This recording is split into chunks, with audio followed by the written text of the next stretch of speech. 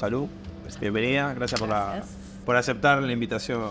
Vamos a ver de qué se trata. Vamos a ver de qué se trata. Te voy a preguntar, como para arrancar al hueso, ¿cuántos años tiene Pequeño Editor? 20. 20 años.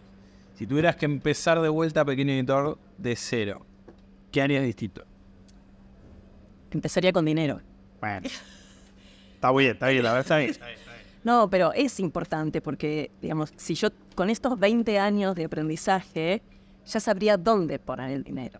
Es decir, cuáles son los roles senior que necesito. Es decir, dónde hay que poner dinero, dónde son las mayores inversiones y dónde uno puede demorar la inversión.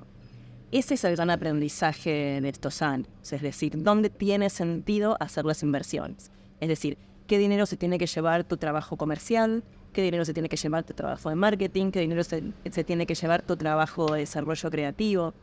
Eso hoy lo sé y entonces me encantaría empezar con dinero y redistribuir por completo ese esquema. Además, Pequeño empezó absolutamente sin nada. Entonces sí sería un comienzo diferente. O sea que, si volvemos atrás al tiempo cero, al momento cero. Sí. Es decir, ¿preferirías por ahí esperar un poco, juntar algo más de dinero para poder invertirlo en otras cosas? ¿O empezarías igual? Empezaría igual, pero diría, no, este dinero no se va a ir a la primera inversión, a la primera impresión, se va a ir al primer trabajo de posicionamiento comercial o a la persona que lleve adelante un trabajo comercial profesional. Porque uno de los grandes problemas que tenemos las editoriales independientes es que no tenemos el suficiente dinero para pagar puestos profesionales desde el principio. Y entonces eso hace mucho más lento nuestro crecimiento. Y necesitamos algunos puestos profesionales. La historia de una edición independiente es la de la profesionalización. Y eso es lento para los editores y es lento para todo el equipo con el que contamos. Entonces ese me parece que sería un juego que rearmaría. Y en estos 20 años, calculo que te has equivocado alguna que otra vez. No te preocupes, no tenemos tiempo para todo. No. ¿Cuál fue el peor error que vos decís? No, acá me la mandé con toda. Peor error que hayas cometido. Fue un error de confianza. No fue tanto económico, por suerte. No voy a dar los nombres, pero confié en un equipo autoral determinado que prometía determinado proyecto con determinadas condiciones. E hicimos una tirada muy importante para ese libro y el equipo autoral tenía que moverlo, iba a hacer sus movimientos, iba a hacer contrataciones específicas, etcétera. Y no hizo absolutamente nada y nos quedamos la tirada de Inamovi. Eran 5.000 ejemplares. Eran 5.000 ejemplares. Que están ahí, el libro es del año 2012 y está ahí, casi entero. Casi entero. Casi entero. Sí, no lo vendimos para nada. O sea, yo sin el apoyo comercial de ellos, de difusión de ellos, no supe darle un buen desarrollo comercial, no encontré cómo y no lo vendimos. Y de hecho es un volumen de libros que hay que resolver, porque como sabes, 4.000 ejemplares dentro de un depósito es un gasto que ninguna editorial se puede permitir. Claro. Y en una editorial como... no sé si aplicaría a todas las editoriales infantiles, pero digo, pensando en Pequeño Editor en particular, porque hablaba de, los autores acá habían prometido una cosa y no sé... Depende mucho que un libro le vaya bien de lo que le ponga el autor. En el mundo de los libros para niños, el autor es mucho menos importante que los libros para adultos. Es mucho menos importante porque tiene un lugar menos relevante en la agenda pública, porque son mucho menos conocidos y porque la percepción del comprador, no la percepción del área de educación que tiene su línea de autores bien identificados, pero en la librería se conocen 4 autores, nada más. Y entonces quien va a comprar, compra por otras razones. No solo por el trabajo del librero, sino que compra por la ilustración, compra por la encuadernación, compra porque trata un tema que es importante para mi hijo o mi hija, etc. Entonces, el autor no es tan fundamental cuando uno va a poner el libro en la librería. Es fundamental cuando uno elige qué libro publicar. No solo por la calidad de la escritura, sino por ese trato con el autor y por el trabajo que ese autor va a hacer de difusión de su propia obra. Es decir, porque tiene su propia comunidad de lectores construida. pero no tiene la misma relevancia que en un libro para adultos, digamos. Son otras las cosas que hay que tener en cuenta. Nosotros le prestamos muchísima atención a la calidad literaria y elegimos a los autores por eso, pero no va a ser ese nombre el que opere. Puede operar en los premios, puede operar en el análisis de los especialistas, pero no va a operar en la librería. Pero sí necesitas que te ayude con la... Ni hablar. Siempre se necesita eso. O sea, con el autor es una sociedad. Si el autor no está dispuesto a construir esa sociedad con vos, no funciona ningún libro. Claro, por eso está bueno esto de la confianza. Ahí obviamente vos firmas un contrato, pero el contrato no dice, o podría decirlo, pero después si no lo hace, no hay... No tenés ¿a quién le vas a reclamar? No tenés porque el contrato no deja eso asentado. Por eso es de confianza y también es de lectura de uno, de las otras personas, ¿no? Uno lee bien y lee mal. Obvio. A lo largo de los años aprendes a leer mejor y entender mejor cuánto una persona que tiene espacio público realmente puede hacer algo con ese espacio que tiene público, ¿no? ¿Te acuerdas de algún consejo grosso que te hayan que digas, no sé si me cambió la vida, me cambió la mirada sobre la editorial, pero algún consejo que te hayan dado que te haya servido especialmente?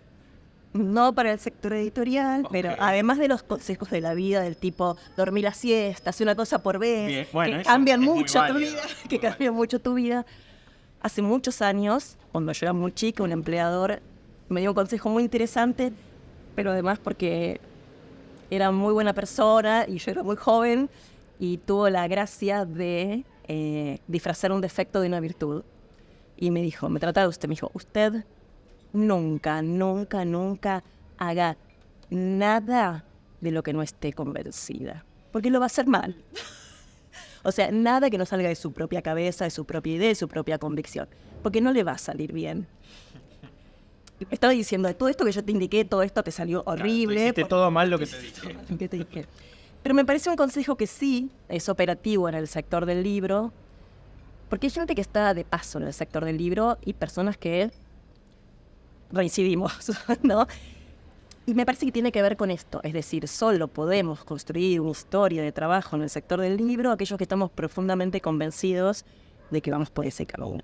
¿Y lo aplicás a la hora de elegir un libro, ponele? Es decir, bueno, si no estoy convencida 100% de este título... Eso ni hablar, porque tenemos una capacidad muy limitada de producir. Entonces, de los 6 libros que voy a publicar al año, 7 con toda la furia, tengo que elegirlo con una mirada. Y aún así hay libros que decís, ay, me hubiera gustado darle una vuelta de tuerca. Pero sí, tenés que partir de una convicción. Y casi todas las cosas que tenés que hacer tienen que tener una convicción muy fuerte, porque es un negocio muy malo. No. Quiero decir, No sabía. como negocio, no te habías dado cuenta No. todavía. Como negocio es malo, como tarea es espectacular. Como actividad para la cual dedicarle la vida es espectacular. Ahora, como negocio no es lo mejor que podemos hacer. Entonces, esa convicción tiene que ver con el proceso. Me encanta, es espectacular el proceso de construcción de un libro. Claro, está bien.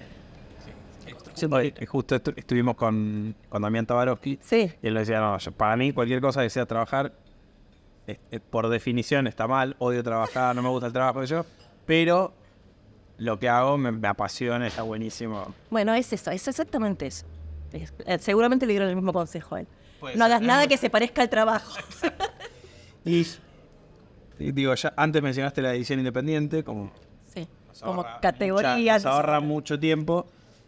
Hoy estamos con el tema del papel que ya casi aburre a multitudes, pero bueno, es un problema que estuvo siempre y que sigue estando y ahora está cada vez peor, tal vez. ¿Cuál dirías que soy uno o el desafío de la edición independiente hoy, ahora? En este momento es imprimir. Es imprimir, absolutamente. Es hipercoyuntural, digamos, como desafío. Te da un poco de fiaca mencionarlo, porque decís, ay, qué desafío de morondanga. Yo quiero desafíos más interesantes, más productivos, de crecimiento, o sea, desafíos de desarrollo, no desafíos de supervivencia. Pero nosotros sabemos que si no imprimimos, si no reimprimimos, si no sacamos novedades, afecta la supervivencia. Entonces, es un desafío muy irritante. Pero lo es, en este momento lo es. Pero eso lo decís por el tema del papel o en general por el tema costos en general, o sea, ¿por qué decís imprimir es el...? No, o sea, el tema costos en general, del cual el papel es una parte muy importante porque por lo menos para los libros para niños, el papel, si el papel obra del libro para adultos o el papel Buxel aumentó del 150%, el papel que nosotros utilizamos y la cartulina aumentó del 300%. Entonces, imprimir es una tarea millonaria, es decir, hay que generar un volumen de dinero importante para imprimir. Imprimir de a 3.000, vendes de a 1. Algo que es muy sencillo de explicar y es caótico de imaginar en términos de negocio. Entonces necesitas un gran volumen de dinero para imprimir y una vez que lo hiciste, está muy difícil generar los sistemas de comercialización. Entonces tenés una relación entre la producción y la demanda crítica. Y el incremento de los costos ha sido muy alto y hay otro desafío muy grave en eso, que es cómo construyo mi PDP. Porque el valor percibido del libro es muy bajo, pero el precio que tiene por su manufactura y por su producción en papel es muy alto. Entonces, eso es lo que produce la crisis de demanda. Es decir, tengo un libro que impresiona muy caro. Muy caro. Y papás, mamás y docentes dicen, yo necesito regalarle un libro por mes a un hijo, no uno por año. Invertir 6.000, 7.000, 8.000 pesos en un libro es un costo importante. Entonces, ahí es como una grieta tremenda entre la demanda y el costo y mi construcción de PDP que nunca llega a la generación de aumento de costos. Y en los libros infantiles tiene más incidencia el que un libro sea caro o la percepción de que un libro es caro. Lo que tiene mucha incidencia es la calidad de la producción. Es decir, el tipo de papel que usas, el tipo de encuadernación, el tipo de cartulina tiene una incidencia altísima. Después, ¿cuánto se decide la compra por el PVP? No lo sé muy bien, pero cuando vos ves la mayor cantidad de, los índices de ventas de las grandes cadenas y ves que los libros infantiles que más se venden son aquellos que tienen los precios de tapa más bajos. Entonces debe haber ahí una incidencia. También por lo mismo que te decía, no opera el autor. No, o sea, empiezan a operar otros factores que no son los del prestigio del mundo. Tapa más. Si es un objeto de regalo más interesante, por ejemplo, tiene un volumen, un peso, etcétera, eso opera un montón. Si tiene el bordecito redondeado, si es un poquito más grande, un poquito más chico, cómo es la ilustración. Entonces, por los ojos se lleva el 70% de la voluntad de compra. Entonces, la calidad de la producción que haces es muy relevante en ese contexto. No es si el libro es de Isol, de Pesetti o de Ruth Kaufman, que es una gran autora. No va a operar eso, van a operar otras cosas ahí.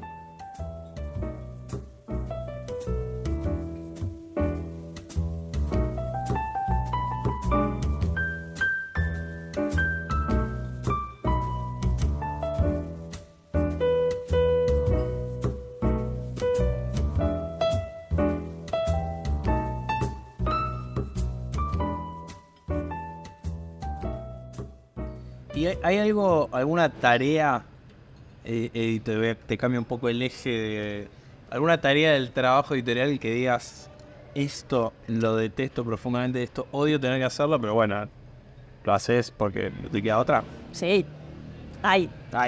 ¿Vos querés que te la digas? Yo detesto vender libros. ¿Detestás verdad? Me aburre sobremanera, después que terminan las series me quiero morir, me queda un vacío interno insoportable de llenar. Es como que el alma se me licua hacia el fondo de un pozo negro. No me gusta. ¿Y por qué nada. no? ¿Qué es lo que no te gusta? Me aburro. ¿Te aburrís? Me aburro, entiendo que no siempre estoy llegando al corazón de la persona con lo que digo. Yo creo que el libro ya lo compré, lo hice, lo digerí, lo procesé, lo imprimí, me peleé con él, pensé los contenidos y ya está, ya fue, ya fue. Todo lo que yo quería hacer con ese libro ya se terminó. Igual que no te guste vender, es un gran problema para tu negocio. Sí. Es un problema para tu negocio. ¿Y vos cómo lo...? Y formo grandes equipos y trato de insuflarles la pasión por vender y el interés en que ese libro llegue a los otros. Porque a mí me importa mucho que el libro llegue a los pibes y las chicas. Me importa muchísimo. Pero no quisiera que fuera a través de las mecánicas de venta que son. Me encanta hablar de los libros, me encanta dar charlas, me encanta contar por qué los libros, pero la situación de venta es muy mezquina porque está atada a un único resultado posible, que es que la persona se lleve el libro, que el editor compre el derecho, que el distribuidor se quiera llevar el catálogo. Es un único resultado. Y eso te achica, es como un budo de oportunidades. Y además en el caso, porque hasta ahora sos la primera editorial infantil con la que hablamos. Ajá. Se ve que la tienen ahí, las tienen las infantiles. No conocemos tanto, pero me parece algo interesante que en términos de la venta, pues vos le tenés que vender el libro, sí, a los pibes o a las pibas, pero el que lo compran no son ellos. Entonces como tenés un intermediario más en el medio donde es, bueno, el que tiene que comprar en definitiva es el padre o la madre o el tío o la tía. Eso es interesantísimo porque plantea grandes problemas, que es que los padres son mucho más ñoños y conservadores que los niños, ¿sí? Entonces, aquellos temas que para los niños son fascinantes, la insolencia, la violencia, el caos, un adulto no lo tolera en un libro, porque los libros están catalogados dentro de la sociedad como algo que en realidad es, me van a matar, pero es así, es elevador de la moral y la conciencia. Es un instrumento, un vehículo de valores, ¿sí? Y los niños ven eso y salen corriendo. O sea, no es eso lo que les interesa. Entonces, ¿qué pasa? Los chicos consumen solos dibujitos animados.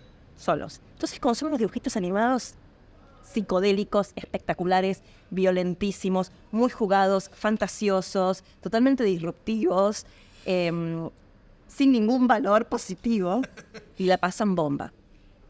Pero cuando los padres compran libros que no siguen ninguna de esas reglas de lectura, porque los eligen ellos. Y entonces los libros se quedan atrás en el deseo infantil, en la subjetividad infantil. Porque tenemos un doble destinatario. Entonces, el gran desafío para mí de un catálogo para niños, y se logra muy pocas veces, y lo veo poco en otros catálogos, lo veo poco en el mío, es un libro que convoque a esos dos destinatarios por igual. Que tenga un adulto que lo aprecie y lo disfrute, y eso para nosotros es súper importante. ¿Por qué? Porque si el adulto no lo disfruta, ¿cómo lo va a compartir? Entonces, el adulto tiene que ser el primer disfrutador del libro, y además que para el niño, y además es el que lo paga, ¿no? Ni hablar. Y el que no me lo va a comprar a mí porque yo lo miro con cara de, te lo cuenta otro. Claro. Y el niño o la niña tienen que poder gozarlo. Y gozarlo significa para un chico volver a leerlo, querer repetir una y... Claro, porque además en general son pocas páginas. Pero no solo por eso, porque como los chicos aprenden por frecuentación, es decir, puede ser que no entiendan todo el libro, todas las partes como las películas, los leen muchas veces, porque los libros generan emociones y sensaciones que se replican a la segunda, a la tercera, a la cuarta lectura, y a lo mejor llegan a una instancia de comprensión o de aprehensión mucho más adelante. Entonces, para un niño, sobre todo un niño pequeño, la repetición que es el deseo, es lo que uno busca en el libro. Claro. Que quieran leer muchas veces. Y que el adulto tolere volver a leer muchas veces un libro. Eso es un buen libro para niños. Porque la gran mayoría de los libros que a veces leemos no queremos repetir. Te gustó y pasó ahí. Pasó, claro. O habla del dientecito, o habla de lavarse las manos, de lavarse los dientes. ¿Y quién quiere leer eso? ¿Y qué niño quiere leer eso? Claro, no. Claro. Y te iba a preguntar de las... Puede ser de otras editoriales y pueden no ser necesariamente infantiles. ¿Hay algo que digas que envidias, o por ahí si envidia resuena como algo negatigo, algo que admires de que otra gente hace, que vos decís, esto me gustaría poder ser más fuerte en esto, fortalecer esto? Primero dijimos algo, claro. Admiración es un poco envidia. Está bien. ¿Por qué? Porque es el deseo de tener eso, ¿no? Entonces, más allá de que uno maneje esa envidia, yo lo que admiro mucho, en realidad, es la creatividad. Eso es lo único que miro en los proyectos editoriales. Y la miro mucho en los libros para adultos y la miro mucho en los catálogos para niños. No es tan frecuente, hay mucha repetición de fórmulas. Por eso cuando llega una editorial nueva al ecosistema, uno se pregunta, bueno, si vas a hacer una intervención cultural nueva, diferente, bienvenida sea. Ahora, si vas a repetir la misma fórmula de todos... ¿Y a qué le llamas? Creatividad. ¿O qué ves cuando decís, mira qué creativo este? Hay una editorial portuguesa que se llama Planeta Tangerina, que salió hace unos años, que no publica literatura y tampoco publica libros informativos. Encontró un género que además es todo indoor, trabajan ellos mismos, ilustran ellos mismos, etcétera, que trabajan directamente sobre preguntas que están en la subjetividad de la infancia. ¿Por qué algunas cosas se hacen rápido y otras despacio? Hermosa pregunta. Entonces, ahora, encontrar esa pregunta, darse cuenta que los niños se hacen esas preguntas y construir un libro que pueda hablarle a ellos y responder desde esa subjetividad, de esa experiencia, de las cosas que le fueron parte, es un acto de creatividad enorme. Enorme y muy inusual. Porque una de las cosas que pasan en el sector de los libros para niños es que cuesta que muy pocos libros, porcentualmente, logran llegar a la subjetividad de los chicos y las chicas. Muchos les hablan a los adultos, por el tema que hablábamos antes, o hablan de aquellas cosas que les parece desde la perspectiva adulta. Que el adulto cree que para el chico son importantes. Exacto. Y entonces encontrar eso que es interesante para un niño, que muchas veces es una pregunta filosófica, que es una pregunta de mirada sobre el mundo, es un acto de creatividad enorme y a esa editorial yo se lo envidio mucho. Es detectar la pregunta, ¿no? Sí, detectar la pregunta y poder hacer un libro que logra relevancia. No, para mí, yo lo que envidio, admiro y busco siempre cuando miro catálogos y en mi propio catálogo es relevancia. Un libro que sea relevante en el universo de libros. De hecho, cuando me preguntabas antes lo del desafío y te decía que es un desafío irritante tener el problema de imprimir, es porque yo prefiero encontrarme con el desafío de la relevancia y no con el desafío. No, de si voy a poder costear o no. El desafío de la producción es apasionante, de hecho, de eso trabajamos, pero el desafío de la relevancia es mucho más jugado, de mayor riesgo y requiere mucho más de nosotros, muchísimo más, y mucho más talento. Entonces, poner en juego el talento de uno es mucho más interesante. Y voy a hacer una pregunta obvia, pero no importa. En tu catálogo, Sí. ¿lo ves esto? O sea, decir, bueno, en todo este tiempo seguramente fue cambiando, pero decís, bueno, logré en todos estos años, logré llegar a cierto punto, aunque siempre uno quiere mejorar, pero... Sí, yo veo hitos ahí en el catálogo. Por supuesto, como todos los catálogos, tienen sus picos y sus valles, pero sí, yo veo hitos de relevancia y veo una mirada que busca construir relevancia. Es decir, a veces no lo construís con el libro en sí, sino que lo construís con el contexto que le das a los libros. Es decir, este catálogo busca determinadas cosas en la experiencia lectora de los chicos. Y eso también es un acto de relevancia. Porque a veces las editoriales no nos distinguimos por el catálogo a la vista de quien mira, digamos, llanamente una biblioteca, sino que nos distinguimos por el capital simbólico, por la construcción discursiva y el contexto interpretativo que le damos a nuestros libros. Entonces yo creo que ahí sí, esa búsqueda de relevancia estamos llegando. Bien, Sí. bien, brindemos por eso. Otra vez. Y ya para despedirnos, una última pregunta. Chan. Sí, le La última pregunta, había un programa de televisión. Bueno, sos muy joven. Apelo a tu creatividad, a tu historia, a tu raconto. ¿Hay alguna anécdota que te guste contar siempre o habitualmente, no sé, en reuniones? Puede ser. Referencia al libro, ¿no? No necesariamente. ¿Alguna anécdota que digas, esta anécdota, la verdad es divertida, me gusta, no sé, puede ser cualquier cosa que se te ocurra? Bueno, tengo la anécdota en que paré el colectivo con un cucharón, pero esa no. No. Pero te voy a contar una que es bien del sector. Bien. En el año 2016 yo estaba obsesionada con crear una colección de libros para chicos muy chiquitos. Los libros para chicos muy chiquitos se hacen en cartones, es decir, en un cartón grueso de bordes redondeados y trabajado de manera tal que no lastime, que se pueda morder, etc. A la Argentina solo llegaban libros importados de muy baja calidad sobre eso. Yo estaba obsesionada con crear una colección. Había estudiado un montón, pero no había nadie que lo hiciera acá. Nadie hacía cartoné. Entonces, digamos, la verdad que las opciones que estaba barajando era imprimir afuera. Imprimir en China con esas dificultades. Nada, estaba en ese desafío, en el desafío de la impresión. Y voy a un cumpleaños de unos amigos y había niños en ese cumpleaños y todos los niños estaban jugando con pilas y pilas de rompecabezas troquelados, todos iguales, como de industriales, de fábrica. Y digo, ¿quién trajo este rompecabezas acá? Sale un chico del fondo. Yo, ay, ¿vos de dónde sacas estos rompecabezas? Yo tengo con mi hermano una fábrica de carpetas de cartón y compramos una máquina nueva que puede troquelar y entonces hice esta pruebita y los traje para ver qué onda. ¿Y yo puedo ir el lunes a ver tu máquina? Sábado en la tarde. Me dice Facundo, sí, vení el lunes. Bueno, voy. Miro la máquina, no le entendía nada, imagínate. Te hacía la que sabía. Me hacía la que sabía, mi amigo. Che, y Facundo, si vos pones acá, ¿no? Un pliego de cartulina, ¿lo podés troquelar en formatos idénticos? Sí, por supuesto. Y podrías... Empecé. ¿Le podrías encuadernar así y asá? Lo maté a preguntas. Y nos asociamos.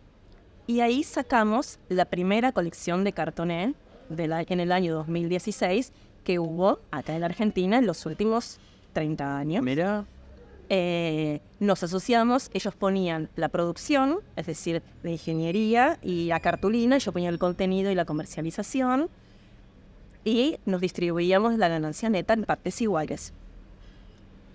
Un negocio que para nadie que esté en el sector del libro es comprensible, ¿no? Era como algo que yo les estaba proponiendo, algo loquísimo, pero Juan Cruz y Facundo me creyeron, les interesó y empezamos a hacerlo. Y los primeros años hicimos varias series de libros con eso, hasta que empezó a irnos muy bien y directamente ya no estamos asociados, sino que les pagamos como un proveedor más, y ellos se convirtieron en los proveedores del 80% de los libros en cartoné que se hacen en la Argentina, y son los únicos proveedores de eso. Ah, mirá.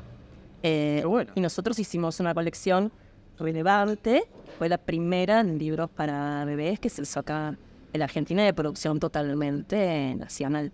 Mira. Y todo surgió... de estar ahí muy pendiente de un asunto. Porque eso también, ¿no? Hay que como que tener todas las antenas paradas para... Es que eso es lo lindo de la anécdota en realidad, que uno quisiera poder repetir eso. Que es decir, tener la antena tan parada y encontrar una oportunidad así y atraparla luego. Porque por ahí te ibas, después te olvidaste, la vorágine de pasar los días por encima y... Exactamente. Pero atraparla, tener la obsesión de llevarla adelante y encontrarse también con las personas adecuadas. Bueno, el éxito hace que sea una anécdota. Bueno, brindemos por eso. Gracias por venir. Gracias a vos. Y hasta la próxima.